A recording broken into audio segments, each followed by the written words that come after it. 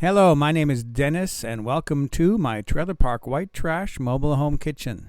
I really do live in a mobile home, in a trailer park, and this is my kitchen. I'm going to fulfill a request today. Someone wrote to me through my website and asked me for a recipe for chicken and Riggies. I had never heard of it. Turns out it's a popular dish in Utica, New York, but is virtually unknown outside that area. And he wrote, "Help me, Obi-Wan, you're my only hope." Well, how can you say no to a request like that?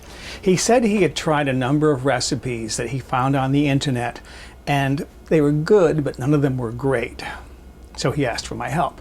Well, I did some research and looked at a dozen different recipes on the internet, and I could see the reason why. They asked for a jar of this, a can of that. No. If you want to make great food, you have to use the freshest ingredients. So that's what I'm going to do today. So let's discuss the ingredients. I'm going to be using 2 tablespoons of butter, actually more as needed, and then 2 tablespoons of pure olive oil. Save the extra virgin olive oil for flavoring, and I'll be using more of this too as needed.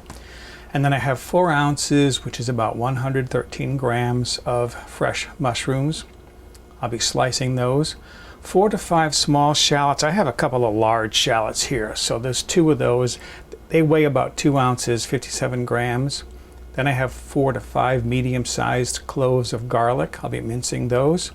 1 cup, 237 milliliters of chicken stock. This is my homemade chicken stock, made from fresh ingredients. I'm going to be using 3 chicken breasts that I'll be cubing into 3/4 inch pieces, about 2 centimeters inside of my chicken and Riggies. Then 2 to 3 fresh peppers of any variety. I have 1 gold bell pepper, 1 red bell pepper, and then I have 1 Anaheim chili there. This is about 2.5 ounces or 71 grams. These are about 7 ounces or 198 grams each. If you can find them, 1 or 2 round fresh Italian cherry peppers.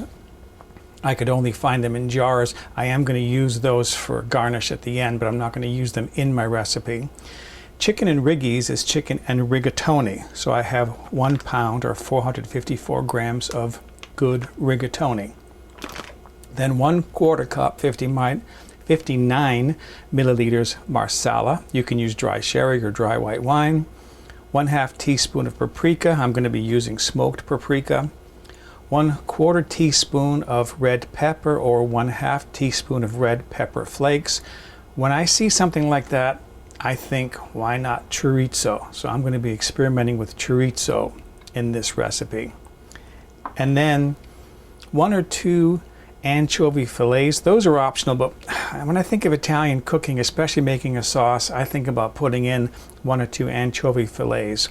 2 cups of marinara, or about roughly 1/2 liter. This is my homemade marinara, and I made this with fresh Roma tomatoes that I roasted in the oven first before making my marinara.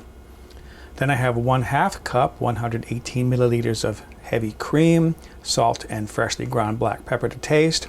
I have a 4th chicken breast that I'm going to be cutting into long strips and grilling those.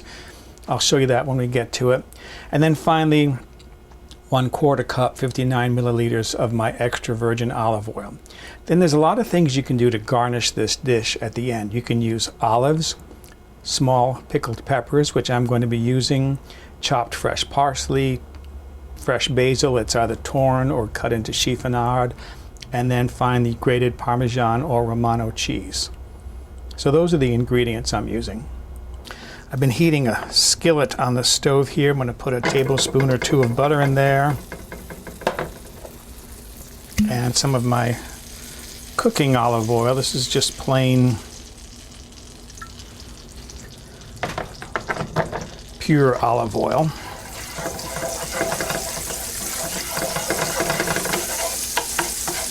I don't cook with extra virgin olive oil because it has a lower smoke point. So it's fine if you want to cook at low temperatures, but if you're going to saute or brown things, use a pure olive oil. It has a higher smoke point. So I want to saute my mushrooms here until they're tender, And then I'm going to transfer these to a bowl to set aside. I watched a cooking video on YouTube, Italian chef in a restaurant in New London, Connecticut. And that's attracted me because I grew up near New London, Connecticut. I grew up in Mystic, which is just other side of Groton from New London. And he was just tossing fresh ingredients into his skillet. Fresh ingredients, fresh ingredients. I'm like, yeah, that's the way to go. I'm putting shallots into the pan here now. I moved the mushrooms to a bowl. Those cooked in like a minute. The mushrooms cook very, very quickly. I want to cook my shallots down until they're lightly caramelized. I don't like the flavor of cooked shallots. In fact, the first time that I cooked with shallots, I cooked them and tasted them and thought, ugh, those are ugly. And I tossed them in the trash. But I had all these shallots that I had bought to experiment with, and then I got the idea, why not caramelize them like I do mushrooms, like I do onions rather, and caramelize. They were so good, and I thought that would be good with clams. And that's how I came up with my linguine with clam sauce. So this is probably going to take me 4 to 5 minutes to caramelize these. I'm cooking over medium-high heat, by the way. So that only took about 3.5, 4 minutes. Now I want to put my garlic in there. This is my minced garlic. I ran this through a garlic press. And I don't want to cook this for more than maybe a minute. I did, by the way, reduce my heat down to low once those shallots started to brown. Because I didn't want to brown them on the surface. I wanted to brown them all the way through.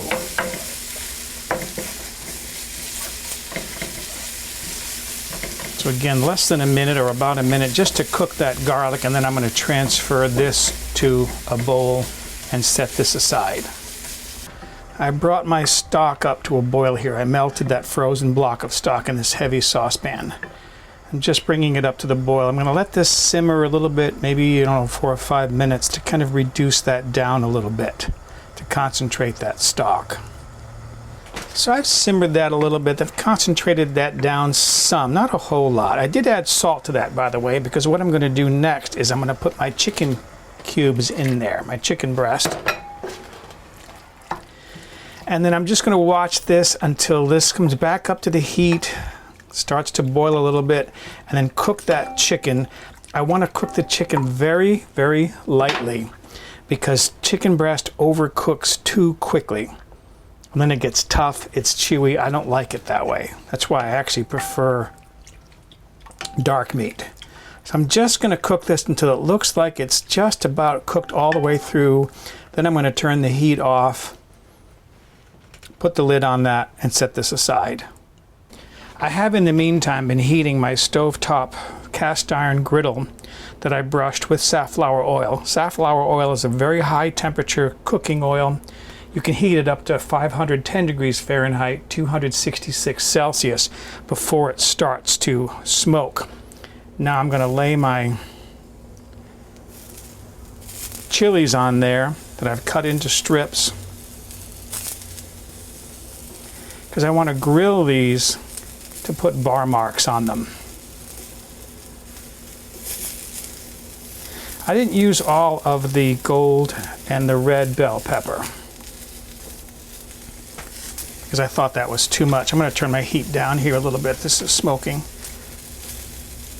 But I used all of that Anaheim green chili because I like that chili. I'm not a real friend of hot, spicy, hot, peppery things. Some people love the hot peppers, jalapenos, and not me. I like sweet peppers, and the Anaheim chili's got a nice sweet flavor to it.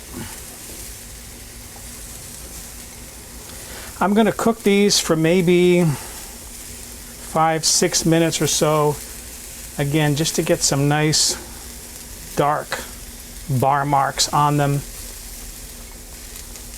because I think that'll look nice in my recipe.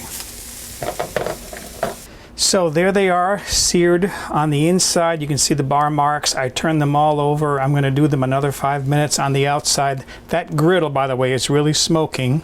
That's okay, but you do want to pull the battery out of your smoke detector temporarily while you're doing this. I removed my cooked chicken and set that aside, and I'm trying not to nibble it all because it's so tender. It is melt in your mouth tender. And then I'm bringing my stock now back up to the boil. There's my marsala. My anchovy fillets are going in there. That's my paprika. And then rather than using the red pepper, ground red pepper, I'm going to be putting in my chorizo. And then I'm going to stir this up. Those anchovy fillets, by the way, will break up and practically disappear in this liquid. I'm going to stir this up and then bring this to a boil and let this simmer for a while until it's really reduced down to almost a syrup. I want to really reduce this down. This is what I would call a wine, or in this case, marsala reduction sauce. My peppers now have had a chance to cool down. Look at those beautiful searing bar marks on there. Isn't that beautiful? Now, if you don't have a griddle that you can do this on, you can just kind of fork your pepper and just kind of hold it over the open heat, the flame on the stove, and char it on the outside. That charring is going to give that pepper a smoky flavor, which will add to the flavor of the sauce. Now, because I don't want long peppers in my sauce, now I'm going to chop these down into little chunks.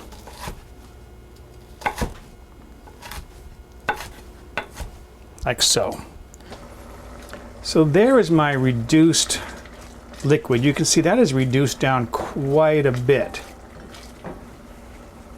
Now I want to start adding my cooked ingredients. First, I'm going to add my marinara sauce. By the way, I reduced that liquid over medium heat for probably a good 10 minutes. I'm going to bring my heat back up here now to medium high to start warming up my sauce. This marinara is cool. And then to this, I want to add my cooked mushrooms, my peppers. Oh, this is going to be so good. This is my shallots and the garlic. Stir all this together, and then I'm going to taste this for salt, and I know I'm going to add some freshly ground black pepper to this. In fact, I'll do that right now.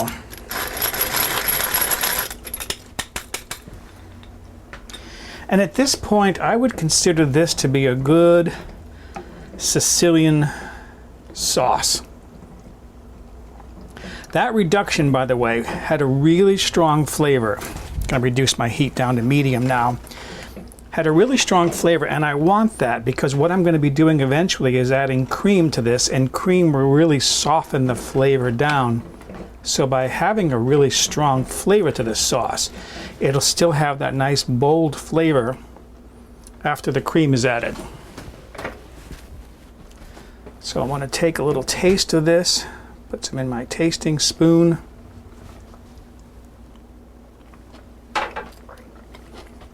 I'm not going to add any salt to that.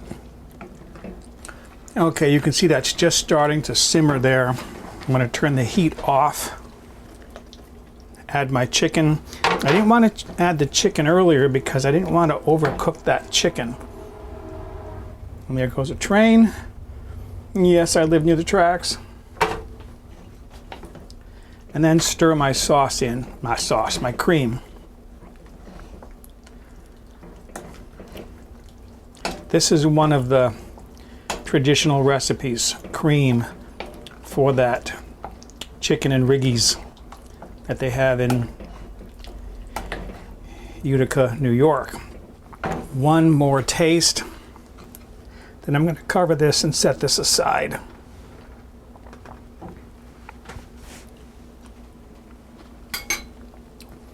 That is wonderful. That is just, oh, that is so good. All right, I'm going to cover this and set this aside. and then I'm going to start preparing to cook my pasta. I am in the meantime bringing my water up to the boil. I have reheated my cast iron griddle, and I sliced that one chicken breast that was remaining into a thin slice. And I'm going to grill these pieces for bar marks.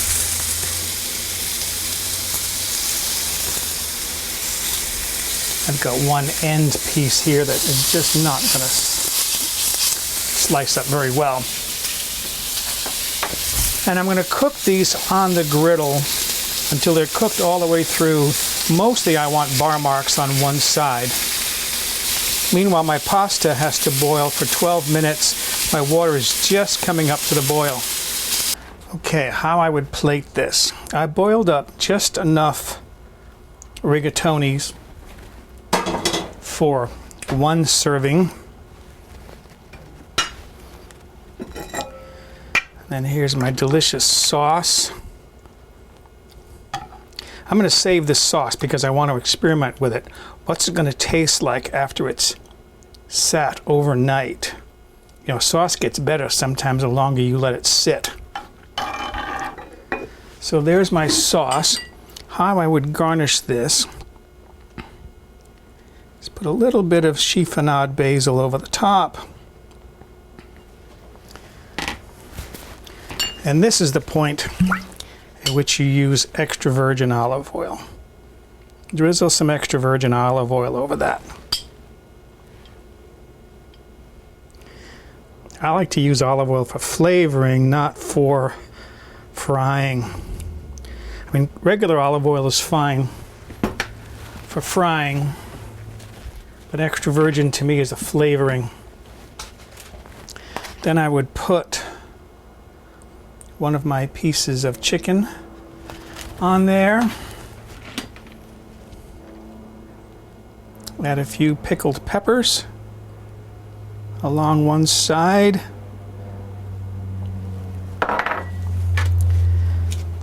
And then garnish the top. Yes, that's a plain going over.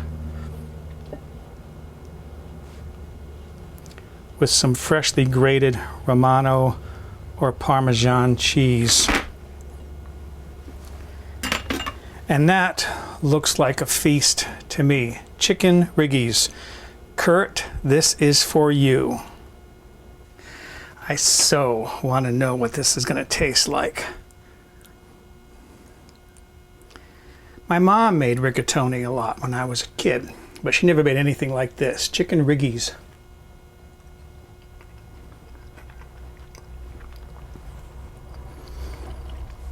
Oh, that is heaven. That chicken is so tender. It just melts in your mouth tender. The sauce has a nice rich flavor to it. Those are the imbeciles across the street.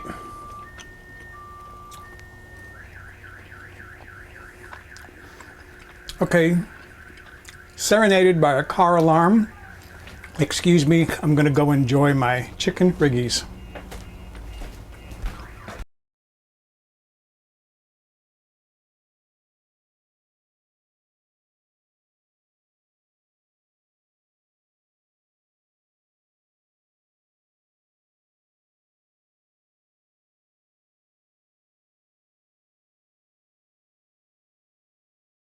For a printable PDF copy of this recipe with step-by-step photographs, visit the White Trash Cooking website and look on the home page or in the recipe archive.